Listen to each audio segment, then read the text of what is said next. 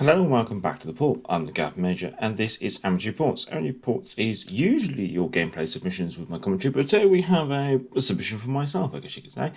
So today it's myself playing in the Fiji, the Tier 6 British cruiser. Now this is a Tier 5 and 6 aim of domination on Greece. On the enemy team we have a division consisting of a Guide and a Nelson. We also have an Akatsuki, a Devonshire, a Dallas, a Shaw's, a Fusa, a Bayern and a Gneisenau. On the friendly team, we have a Guide, a Lagaznia, a Dallas, a Nizimal, a Normandy, a Gneisenau, and a Nelson. And then there's our division, so it's myself in the Fiji, and we also have Salty Sacks in the Z35. Now, this was recorded on an evening where we were playing ranked, but due to some internet issues I was having, I decided that we'd just play a little bit of standard and see how it went, just in case my router dropped out. Thankfully, the router didn't drop out, and we then continued playing ranked after this.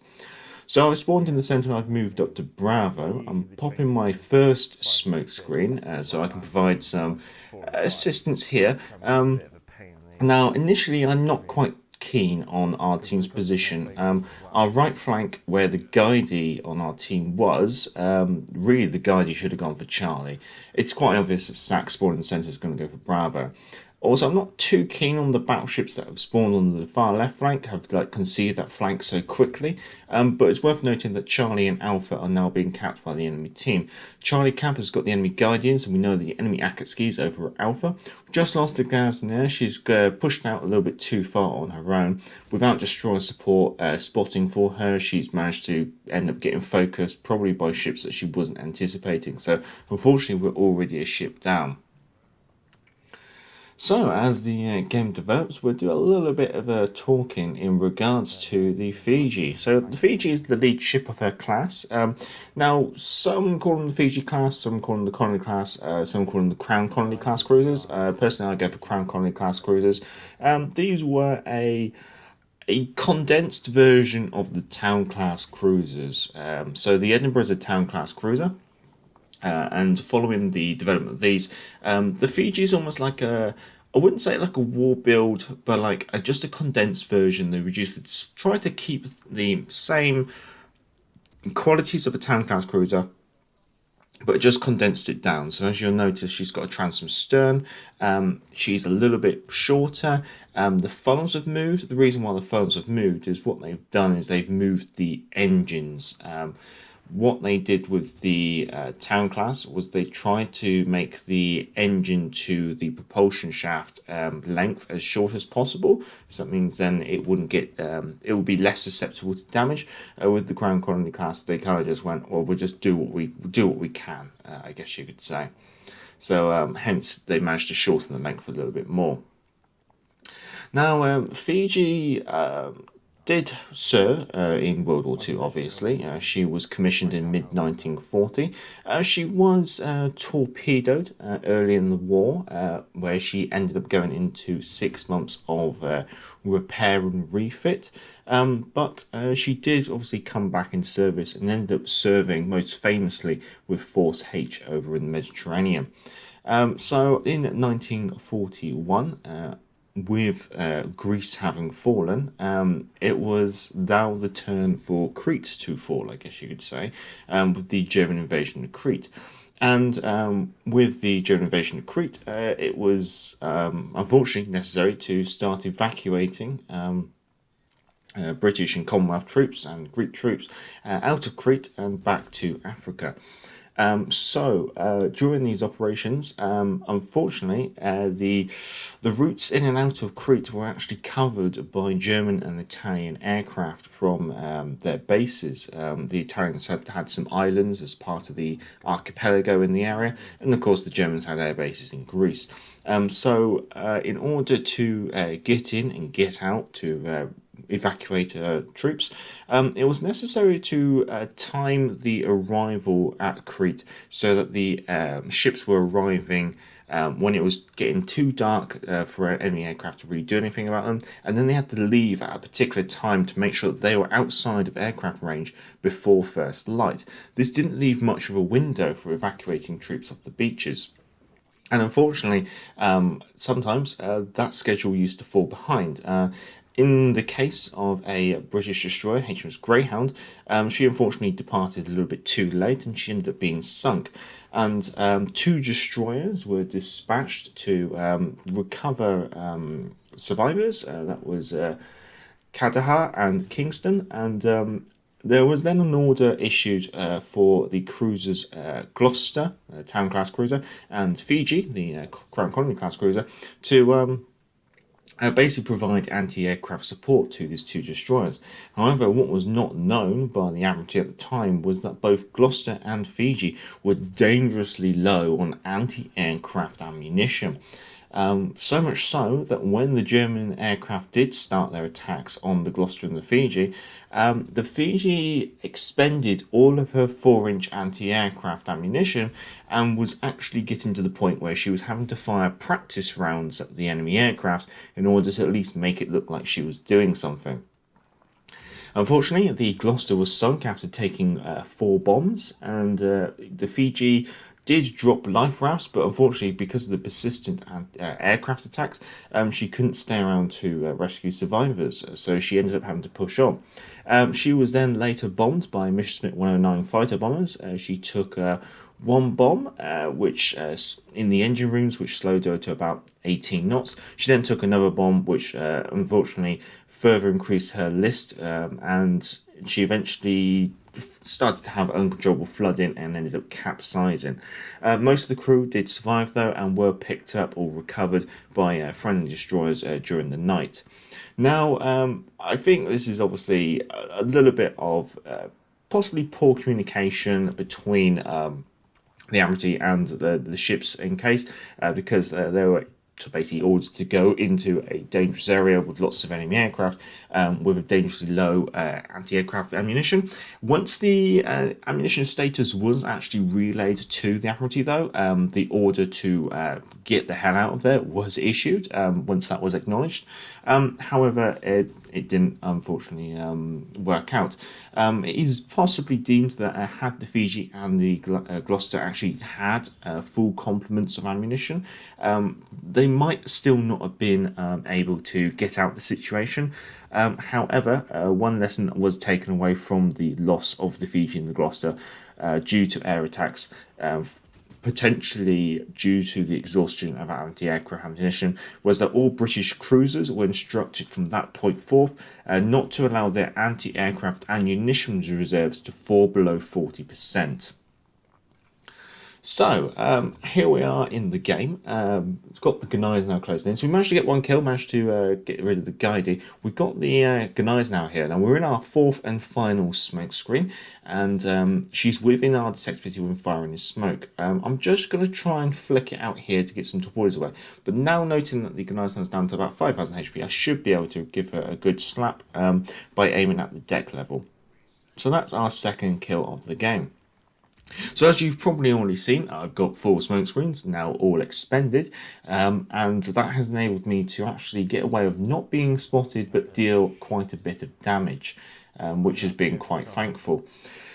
Now, the reason why I've managed to get 4 smoke screens and been able to use them so quickly is thanks to my command build. I'm using Tyrwhitt level 16 legendary 4 traits. I've taken our Subsurface Venturer, which obviously helps with torpedoes. Look at me now, helps with concealment. Torpedo Safari, more focus on those torpedoes. Then I've got Smoke on the Water and Smogathon, which obviously helps with my smoke screen duration and dispersion and number.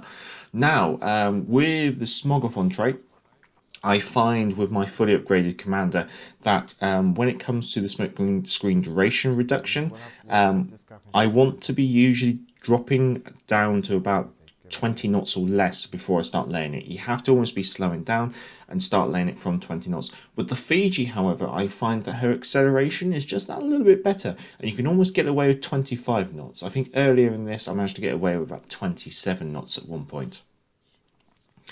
So, looking at the stakes, the enemy team are about 56 points behind us. They are capping 2 objectives while we're capping 1.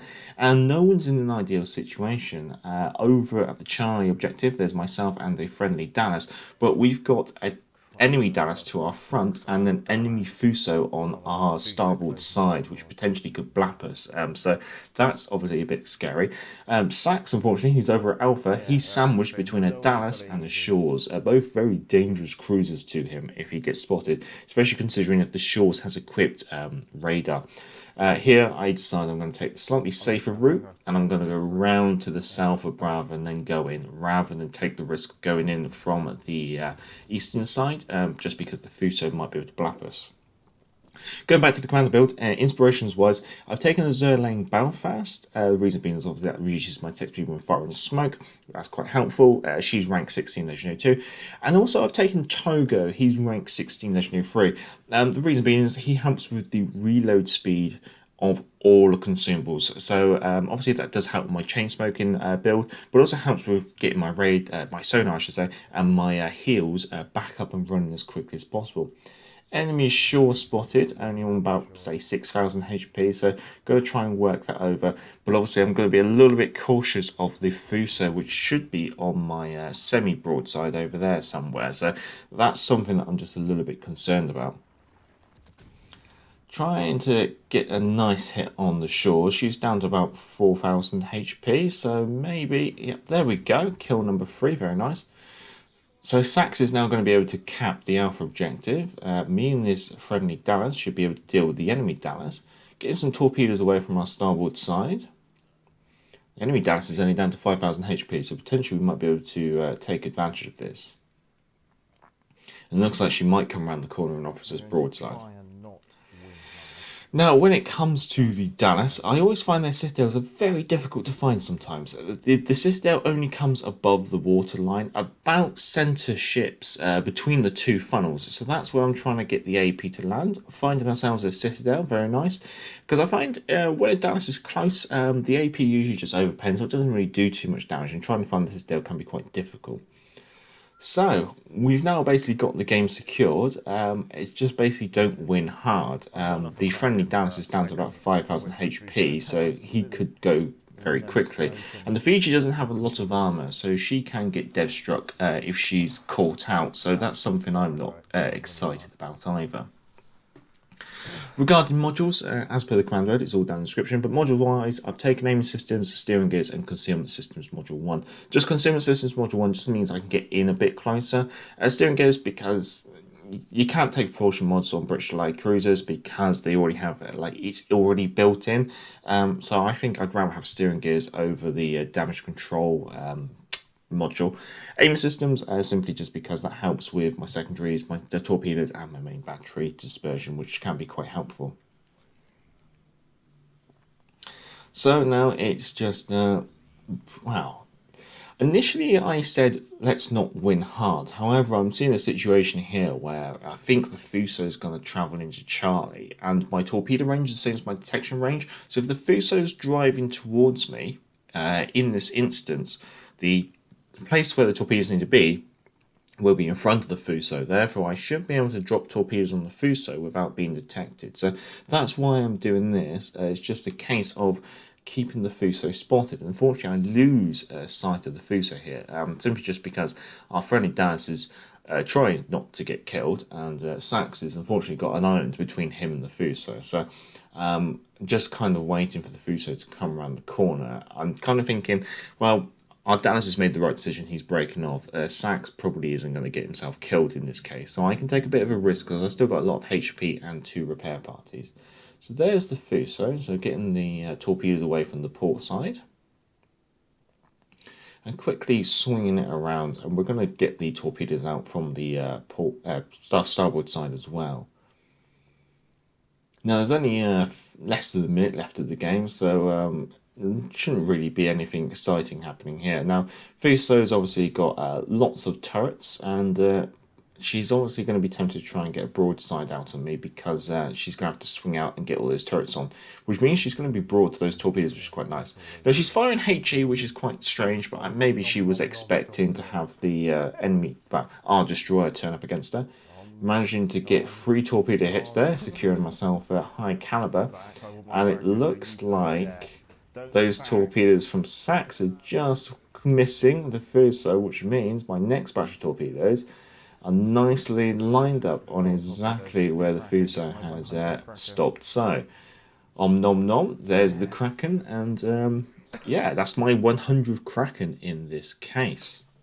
So here we are at the end screen, managed to do 114,000 damage from 247 hits on target, 5 torpedo hits, which caused 2 flooding. Got 1 citadel, managed to get 5 kills.